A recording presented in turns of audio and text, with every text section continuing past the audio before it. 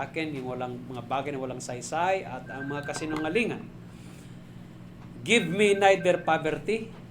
Huwag daw siyang bigyan ng ano ba yung poverty? Kahirapan. Tama? At huwag din siyang bigyan ng kayamanan. Feed me with food convenient for me. Pagkainin lamang siya ng pagkain na tama lang talaga. Right, sa verse 9. Kasi mga kapatid, ito ang resulta. Pag sagana ka pala, maaring makalimutan mo ang Panginoon. Alright? Ang tao, pag sagana sa buhay yan, sa pisikal na pangailangan niya, sobra-sobra, minsan makalimutan na magsimba eh. Minsan makalimutan na ng Diyos eh. Pag nagsimba yan, makalimutan na rin mag-tithes. Pastor, hindi talaga nawawala yung tithes sa bibig mo, no? Ako mga kapatid, gusto ko tanggalin. Bakit ba pumasok na naman yun? Okay? Ganyan pag ang tao kasagana. Brad, marami na akong nakita niyan sa loob ng iglesia for 25 years in the ministry, mga kapatid. Marami na akong nakita niyan. Mga kapatiran na nagpapanalangin na pagpalain. At nung pinagpala na, hindi mo na makikita sa gawain. Kaya nga sabi sa preacher dyan, wise preacher, bigyan mo ako ng, huwag mo akong bigyan ng give me not eh. Huwag mo akong bigyan ng kayamanan, huwag mo rin akong bigyan ng kahirapan. Tama lang. 3 bisis makakain, 2 bisis ang snack sa umaga, snack sa hapon, may night time pa. Ganyan ba? No? Kasi baka mamaya pag sagana ka, kalimutan mong Diyos eh. Tapos sabihin mo, sino ang Diyos? Parang ganun ba, no? Sino ang Diyos mo, bro? Or, pag mahirap ka naman, ang tendensya naman, magnakaw ka. At pag nagnakaw ka pala, kapatid, nadudungisan mo ang pangalan ng Diyos. Yup. So, tama lang. Tama lang. Sa atin, tingnan mo ulam natin dyan, tuyo lang. Tapos may tinapay, brad. Saan si brother? Tinapay, di ba? Yung palaman. May palaman dyan, ang sarap. Tapos mag-ice cream tayo. Tayo, yung zero sugar na ice cream brand na zero sugar talaga, Sabi ni Sister Jen, wag kang magpano dyan, hindi totoo yan. Naubos na namin, pero Oo nga. Naku, nurse pala to. Naku, yari na. Oo. Ilayo niyo sa akin yung mga sugar. Oo. Mga paborito ko yan eh. Okay mga kapatid, salamat sa Panginoon at salamat sa preaching niyan, Brad. Amen. Purihin ng Diyos. Sa paglilingkod sa Panginoon, mga kapatid. Hindi yan hindi yan biro. Katulad ng ang pagtatanim ay hindi biro. Okay? Pag nagtatanim ka ng salita ng Diyos, hindi biro po yan. Masakit talaga. Minsan ang abutin natin.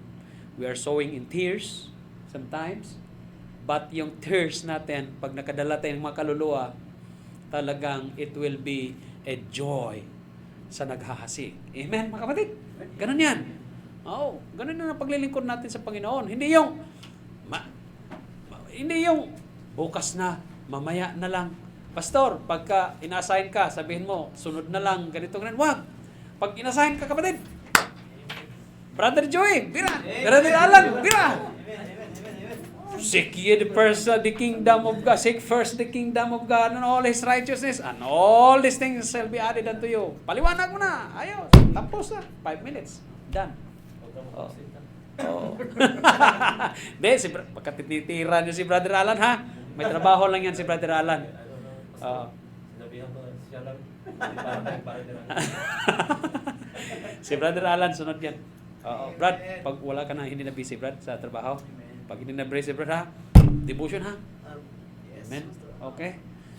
Devotion tayo. Kasi malulugod ang Panginoon dyan. Okay, just give me 30 minutes. Brad, ganunin niyo ako. Pagdating ng 12:45, ha? Siguro sabihin ni Sister Glyza, Ano yung sinabi ng pastor? Ganunin daw siya. Oh.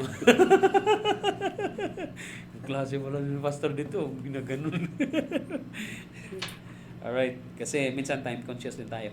Amen. Wala naman katang mga... Sino ba may mapasok dito? Oo, kaya ba? May Ano? event po kami na Anong oras ba? dapat nandun akong 5 pero hindi po pwede Wala na. payagan. Wala na. Tapos tayo. Apa. Tapusin tayo yung mga alauna. Ang ano ba? Ang first... Yung first time. Event Okay. po kami national sa Okay. Amen mga kapatid. Sa pagpatuloy ng ating pag-aaral about, naka-record na Brad? Record na? Sige. Sa patuloy natin pag-aaral mga kapatid about Christology, part 5 na tayo ngayon. Alright? Itong, sa ano to? Binilig ko to sa Katipunan, sister. Oo. Sa pagpatuloy ng ating pag-aaral under the doctrine of Christology, the study of the Lord Jesus Christ, it is very important to know and understand that the study of the Lord Jesus Christ is very essential nowadays. Alam naman natin yan. Kasi pag mali ang ating pagkaunawa about the Lord Jesus Christ, no wonder magiging mali din ang ating mga doktrina, maging mali ang ating paglilingkod, maging mali na lahat. Pag naumpisahan sa mali ang isang bagay mga kapatid, mali na yan ang ano niyan, ang dulo niyan. Alright? Para bang sa barko ba? Kasi barko nga ako, no? Graduate, no? Yung track ng barko, bro, nakaplano na yan. May dinadaanan na siya kung may kalsada sa kalupaan, mayroong kalsada sa dagat na hindi ka pwede mag-deviate. Kasi dito talagang kalsada, yan ang kalsada mo. Diyan lang kayo, kaya makikita mo mga barko, nagsalubungan dyan, gano'n, nagbabanggaan. Kasi yan ang kalsada niya eh. Now, kunti lang kapatid na very slight degree na mag-deviate ka, kalaunan yan, lalaki yan. Nakita ninyo? Ganun yan. So, napaka-importante, aralin natin ang doctrine. Alright? Doctrine sa Biblia. No? So, Christology or the doctrine of the Lord Jesus Christ is very essential. Essential yan. Kasi alam niyo kung bakit? Sa ibang mga grupo, ibang mga relihiyon, tinuturo, mali. Ay ngayon, kung hindi niyo alam, i-identify ang mali ngayon. Parang tumingin ka lang ng isang bagay na may original, may counterfeit. Kung may original na church, mayroon ding counterfeit na church. Tandaan yan. At ang nag-counterfeit dyan, alam na natin kung sino yan. Ang ating kalaban. Tama ho ba? Dalawa lang naman yun eh. Maka-Diyos, maka-impyerno eh. Diyos at si Satanas eh. Dalawa lang naman na palagi. Wala nang iba. Wala na yun. May langit, may impyerno. Wala namang, may purgatorio pa. Wala naman eh. Sa katuruan lang nila yon. Oo. Doon sa Book of Apocrypha. Tama. Di ba?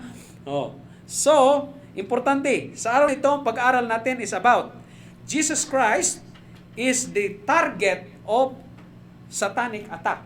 Naniwala ba kayo doon na sa Biblia, tinatarget din si Satan, tinatarget din si Jesus Christ ni Satan. Tama ho ba? Now, anong example nun? Ang example doon, ang classic example of the attack of Satan to the Lord Jesus Christ is in the book of Matthew chapter 4, verse 4. Sa 3 mo na, Brad, tingnan natin. Sabi dito, the whole thrust of the devil's attacks upon Bible Christianity is directed toward the person and work of the Lord Jesus Christ. Alright? Satan seeks to discredit Christ by tempting men to doubt the Bible, which Christ accredited, and the miracles which Christ performed. Mga kapatid, alam naman natin na sa Biblia, kapatid, during the Lord Jesus Christ, marami siyang ginawang mga kapangyarihan. Mga milagro ba? Mga miracles sa panahon ni Jesus Christ. The purpose of it, which the Lord Jesus Christ is trying to show the Israelites in order for the Israelites to believe that indeed the Lord Jesus Christ came from God. Yun ang purpose nun eh. Na itong mga Hudyo ay maniniwala na si Hesukristo, ang kapangyarihang ginawa ni Hesukristo na bumuhay siya ng patay, na when he convert or he made the water into wine in the wedding in Cana, or he made the dumb to speak, he made the palsy to be whole, he made the child to be alive from dead. Yung mga kapangyarihan ginawa ni Jesucristo ba ay talagang inaatake ng mga Israelites. Naalala ninyo nung si Jesucristo nagpagaling ng bulag o yung isang tao na hindi makapagsalita, hindi na nga makapagsalita, napusis pa ng dyablo. Nung pinagaling ni Jesucristo yon, ang sabi ng mga Israelites, itong taong ito, nagpapagaling to ng itong demonyong ito, nagpapagaling to ng demonyo din. Sa demonyo din yan nagpapagaling eh. Di ba? Naalala ninyo? Sabi ng mga Israelites na si Jesus Christ daw, he cast out devils by the prince of devils. Kaya ang sagot ni Jesucristo, paano naman ang dyablo magpalayas ng dyablo? Dyablo na siya, palayasin din ng dyablo. Kaya nakapagsalita si Jesucristo doon eh. All manner of sins shall be forgiven, but the sins against the Holy Ghost can never be forgiven. Dito man sa lupa, doon man sa ibang buhay. Di ba naalala niyo? Bakit? Kasi the Holy Ghost declaring unto them that the Lord Jesus Christ came from God, and yet they doesn't believe. Yun. Maraming ginagawa si Satanas na mga atake para i-discredit ang Biblia mo. Na yung Bible mo hindi totoo. Dito lang nakasulat ang mga kapangyarihang ginawa ni Jesucristo. And yet, the attack of Satan is very alive even nowadays in order for you to discredit and to doubt the Bible. This is the Word of God. And it is accredited by God. Pero dinidiscredit ng demonyo. No? Nakita niyo ba yan? Ito nga ang nagbabago ng buhay ng tao eh. Even ito nga ang nagbibigay ng kaliwanagan sa'yo upang magkaroon ka ng kaligtasan eh. Dito nga lang makita eh. Wala naman sa mathematics books yan. Wala sa science books yan. Bakit ginagawa ni Satanas yan? Tingnan mo ginawa ni Satanas. And when the tempter came to him, kaya sa Biblia, pag may makikita ka na when the Israelites tempting Jesus Christ, walang pinagkaibayan doon sa ginawa ni Satan kay Jesus Christ. The another name of Satan is the tempter. Amen. Alright? Another name of the devil is the tempter. Bakit? Tempting is different than learning. To tempt Jesus Christ or to tempt others to sin, to tempt others in order for you to be a failure or to make mistakes, that is the essence of debating rather than learning. Imbes matuto ka, gusto mong debatihin yung tao. Mayroon ganun eh. Di ba nakikita niyo may mga tao na gusto ka lang debatihin, titistingan yung kaalaman mo, kaysa gusto niyang matuto siya. Mayroon ganun eh. Halimbawa, magtanong kayo sa akin about the Bible. Pastor, ano ibig sabihin ng ganito, ganyan? Kaya ang una kong tinatanong, makikita ko yan eh, kung ang taong yan nang titest ba sa kaalaman ko, makikita ko rin yan, madidiscern ko. Ito, tinitestingan lang ako nito. Kaya ang sagot ko, alam mo bang ibig sabihin ng Brad? Hindi eh. Kasi gusto ko lang malaman kung alam mong ibig sabihin yan. Kasi kung hindi mo alam ang ibig sabihin yan, sasabihin ko kung ano ibig sabihin yan. Ang mahirap nan kung alam mo na. Tapos tinatanong mo ako, ibig sabihin, sinusukat mo ako niyan. Mayroon ganyan eh. Pastor, ano ibig sabihin ng ganito, ganyan? Parang ganun lang ba? So, mayroon ganyan, no? Salamat tayo, at tayo naman dito, willing matuto. We will be, growing together. Ako, matuto man din ako. Ganun yun eh. Marami pa akong pagkakataon na dapat matuto. Kayo din, ganun, no? So, inatake si Satanas, mga kapatid. Alam naman natin, sabi nga ni Satan dyan, and when the tempter came to him, he said, if thou be the Son of God, kung talagang anak ka ng Diyos, Sabi ni Satanas kay Hesukristo, command that these stones be made bread. Saan ba humuhugot si Satanas ng salitang ganun? Oo. Grabe si Satanas, no? Inuutosan niya ang Diyos. Kapatid, si Satanas, created being yan. Created by God. And the creation have the balls to ask the Creator. Oh, ba, talaga. Oh. Tayo nga, sa Book of Jeremiah, at sa Book of Jeremiah, at sa Book of Isaiah, we are just a clay, and God is the potter. Ang pater, siya ang nagmumulde. Kung anong gusto niya sa putik. Gusto ba niyang gawing palayok? Gusto ba niyang gawing plato? Gusto ba niyang gawing planggana? Siya ang nagde-decide. Sa paggawa niya ng palayok, kapatid, minsan nasisira. Minsan ginaganon kasi niya yan eh. Hindi maganda. Ganon niya uli. Uli naman. Ganon ang pottery. We are just a clay. Tapos, ang clay magtatanong sa potter, bakit mo naman ako, danahanin mo naman ako pag hawak. Di ba? Mayroon ganon eh. Kasi gumagano ng mukha ko eh. Siguro, mga dandahanin mo naman. Wala tayong karapatan tanungin ang Diyos, Brad. Oo. Ang gusto ng Diyos, faith, pananampalataya. Manampalataya ka sa Kanya kasi hindi mo siya nakikita. Dito mo lang siya matatagpuan sa Biblia. Oo. So ngayon, anong sagot ni Jesucristo? Si Satanas, mga kapatid, marunong yan siya magsalita. Gagamit siya ng Biblia. Tandaan ninyo. Satanas, nako, baka iniisip niyo, Satanas nandoon sa sabungan. Wala na yan. Given yan. Kanya na yan eh. Oo. Wala yan. Dito siya sa gawain, paikot-ikot. Oo. Na hindi mo nakikita. Ganon siya. Oo. So, ikaw, anong remedyo mo? Ano ang atake? Pag inatake ka na ni Satanas, ano ang gagawin mo? Katulad ni Jesucristo, nung inatake na siya ng tempter, nung tinempt na siya to sin, katulad natin, Satan is trying us to tempt in order for us to sin, in order for us na magkamali sa decision mo. Ganun na Satanas. Ano ka ba? Yung tutuksuhin ka na magkamali sa decision mo, dahil pag nagkamali ka ng decision mo, tuloy-tuloy na yan. Para halimbawa, si Pastor Ares na yan, ititempt ko yan ng ito ang temptation ko sa kanya, dahil pag nagkamali ng decision yan, sira yung gawain na yan. Ganun yan eh. Ngayon, kung hindi ka mag-iingat, So ngayon, anong sagot ni Satanas, anong sagot ni Jesus Christ? Ito kasing in IB, si Satanas at saka si Jesus Christ, magkapatid eh. Ang bihira. Brad, anong sagot ni Jesus Christ sa 4:4? But he answered and said, it is written. It is written, sabi ni Jesus Christ.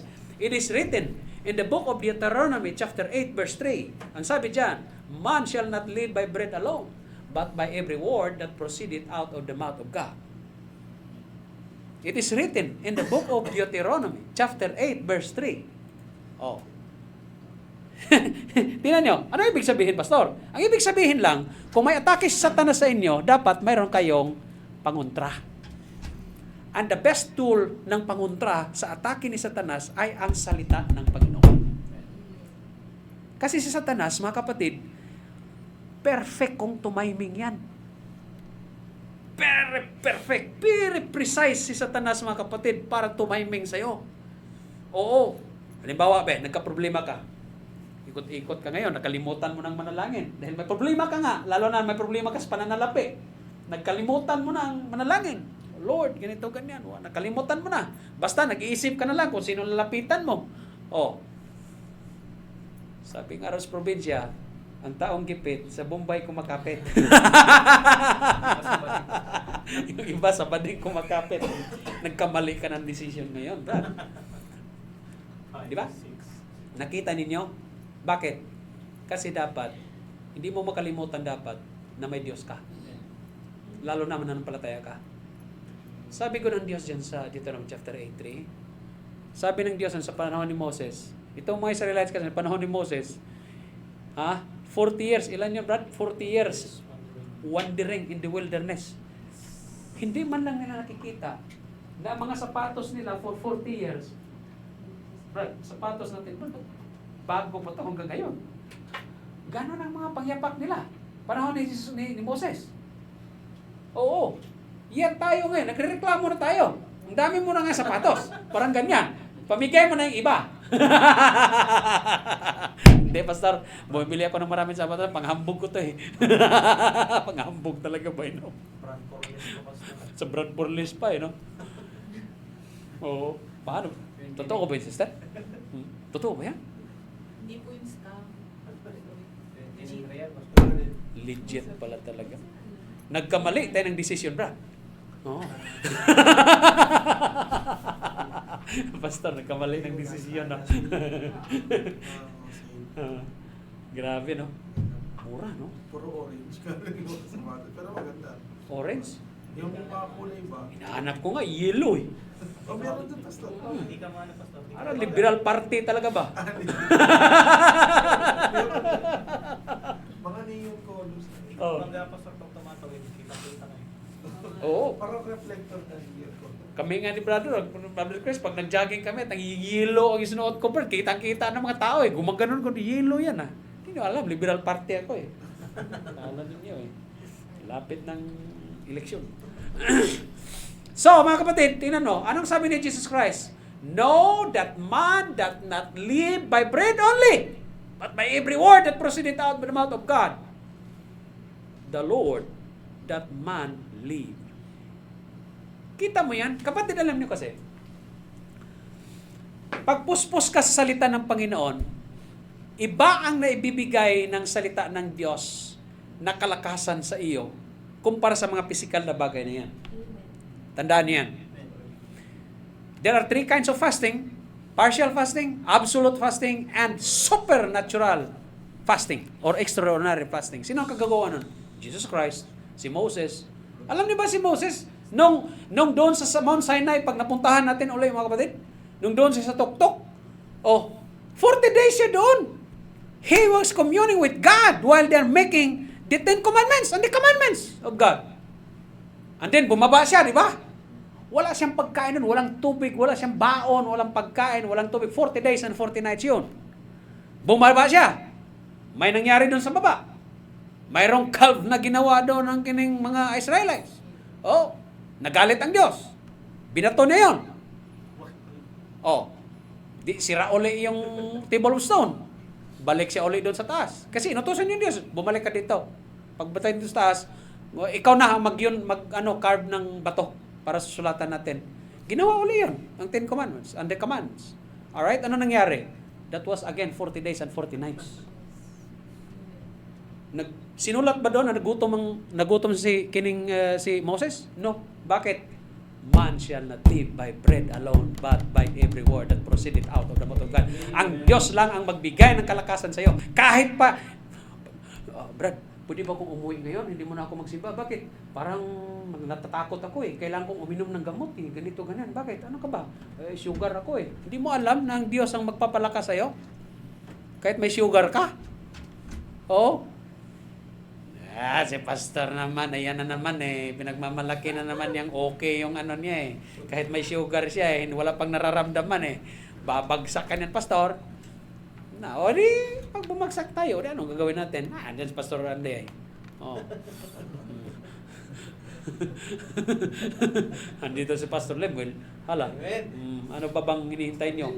Andyan si Pastor Eli. Ano ba? Hindi nyo ba kayang patakbuhin ng church?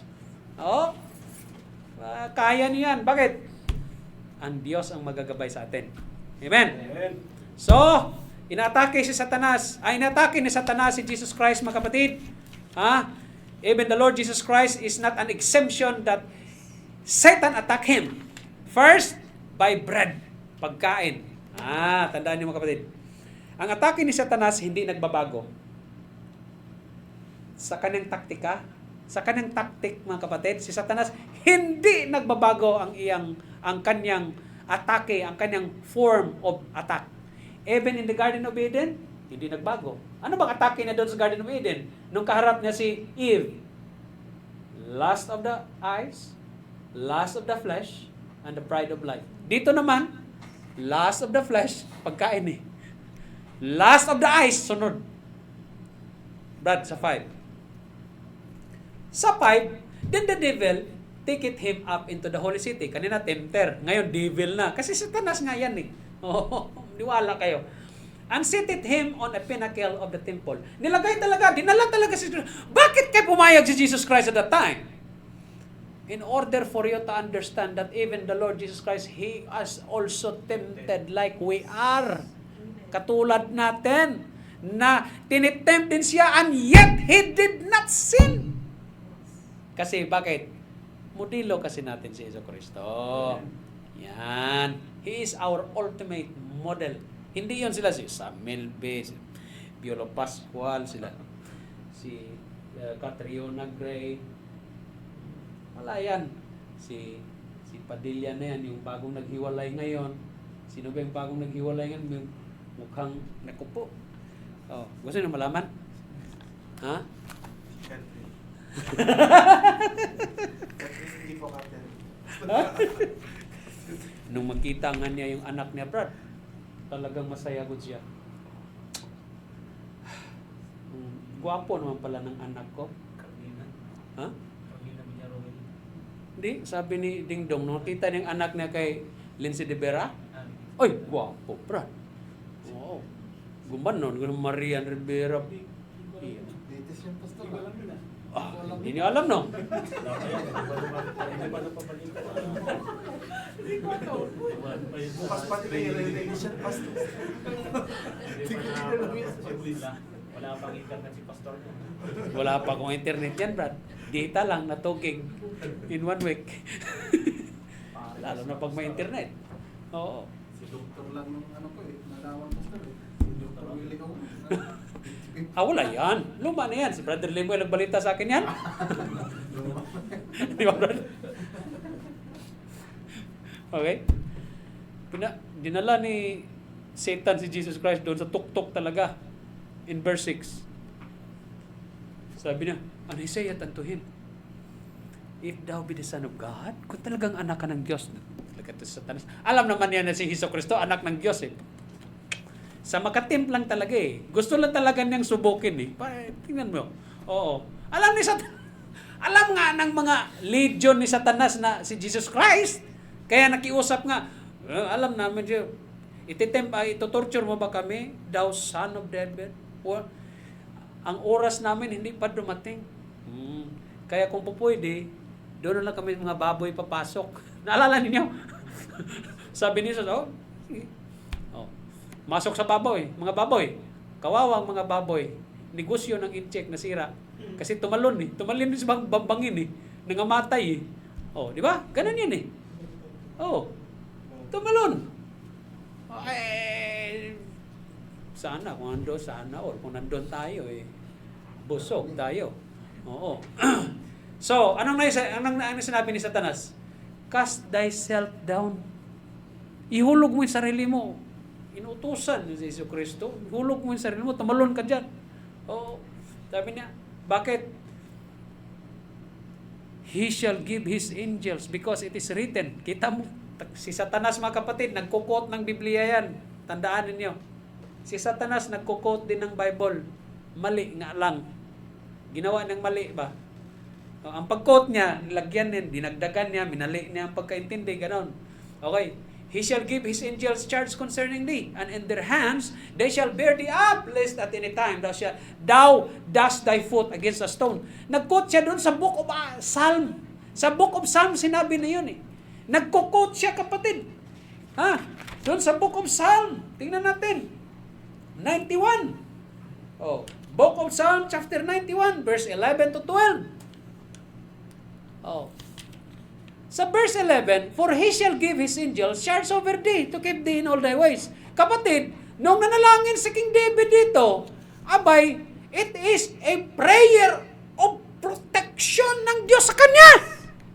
Pero, si Satanas, ginamit niya. Ang sabi ni Satanas, sasaluin ka naman eh. Kasi sa verse 12, Brad, baba mo lang, they shall bear thee up in their hands, lest thou dust thy foot against a stone. It was a protection of God to King David. Kung anong mangyari sa kanya, ang ibig sabihin, nandyan agad ang Diyos nasa saklolo in the form of angels. Kapatid, protection yun prayer of protection. Sa mga mananampalataya, there is a prayer of protection. Alright? Hindi mo alam kung paano kikilos ang Diyos. Of course, hindi mo makikita yan. Hindi mo makikita. Ang gawin mo lang, manalangin ka sa umaga. Lord, ingatan niyo po ako sa aking amo na si Anwar. O ganon. Ganon yung panalangin ko. Oo, wag mo hayaan yung tao ganun. Pero dumadaan talaga ako, Brad, sa ano talaga. Ibang klase. Nanalangin na ako niyan, ha? Oo. Talagang, Shadow of death. oh, though I walk through the shadow of the shadow, though I walk through the valley of the shadow of death, I will fear no evil, for thou art with me, and thy rod thy comfort me. Oh, grabe. Pag naglalakad ka, Pastor, sinasabi mo. Dapat sabihin ko, bro, pagpasok Naglalakad ka, ko, Pastor, sinasabi though I walk through the valley of the shadow of death, I will fear no evil. Grabe siguro, no? Parang nagorasyon ka. Orasyon na, bro. Ano naman ko, bro? Nagkukot ka ng Bible, bro. The Lord is my shepherd, I shall not want. He leadeth me beside the still waters. Parang ganun ba? Nakita ang pastor, Aris, come here. I will give you bonus. Do not go. Do not resign. Ay, ito na. Si Satanas, pumasok na, Brad. Para itim ako magkamali ng desisyon. Nako po, yari na. Ay, nako. Oh, do I walk through the valley of the shadow of death? I will fear no evil. Grabe, no? Satanas na pala yung amo mo. Oh, prayer protection yan eh. And yet, doon sa book of Matthew, sabi doon sa Brad, sa sunod ng mga bersikulo, Jesus said unto him, it is written again. Kung si Satanas nagkukot ng Biblia na binabali niya, pues, ang counterfeit mo sa kanya, quote the Bible or quote the Word of God or the Word of God ang iyong tools na panglaban sa demonyo, dapat alam mo rin. Kasi si Jesucristo, nag-quote siya ng salita ng Diyos. Ng salita niya actually. Jesus said unto him, it is written again, thou shalt not tempt the Lord thy God, in the book of Deuteronomy, chapter 6, verse 16.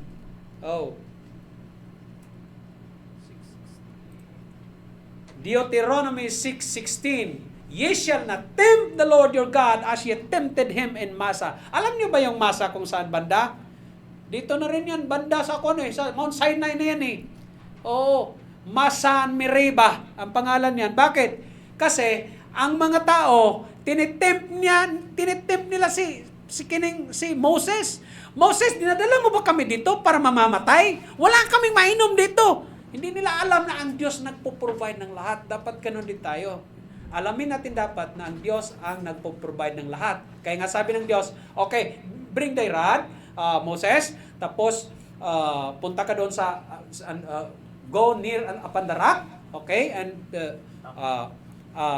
anuhin mo, speak upon the rock. Doon sa book of Numbers. Doon sa book of Exodus, smite. Doon sa book of Numbers, speak upon the rock. Upon the rock. Okay. So, pag i-tap mo yung yung tungkod mo, tubig lalabas na, iinom kay lahat.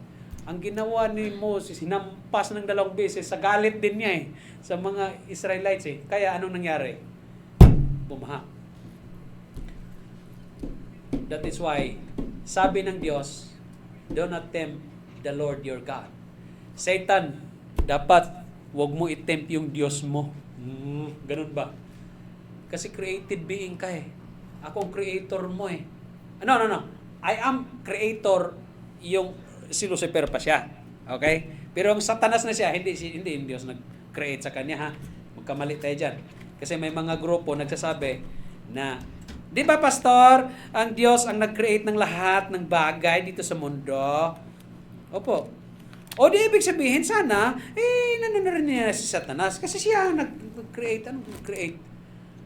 Siya ang nag-create ni Lucifer. Created being yan si Lucifer, angel. O ano nangyari? Nung nagkasala na si Lucifer, naging satanas na siya. Oh. So, ang nag-create ni Satan, sarili niya. Maging satanas siya. Okay? Ganon yun. Amen mga kapatid? Sa pagpatuloy natin pag-aaral next week, Christology. So, today, ang pinag-aaralan natin is Jesus Christ is the target of satanic attack. No? Even si Jesus Christ na-atake din si Satanas. Para maunawaan natin na si Hesus Kristo tao din. Alright? Katulad natin na tinitempt din, tinutokso din ni Satanas. Walang exempted ba? Bakit? After all, Jesus Christ, His deity and His humanity. Alright? Ang pagka-Diyos niya at yung pagkatao niya. Opo. No? Dalawa ang dapat aralin natin sa Kanya. Ngayon, if you fail to understand His deity and His humanity altogether, magkakamali ka dyan, laglag ka. Kung ang pag-aralan mo, His humanity lang, baka sabihin mo, hindi Diyos si Jesus Christ. Bakit? Bakit siya umiyak? Bakit siya nanalangin sa Diyos kung Diyos siya? Di ba humanity nga yan? Abay, huwag mong kalimutan yung pagka-deity niya. Yan. His deity and His humanity. Amen? Any question? May tanong ba kayo? Sa ating Christology? Brad, may tanong kayo? Brother Alan? Brother, okay lang sa inyo, Brad?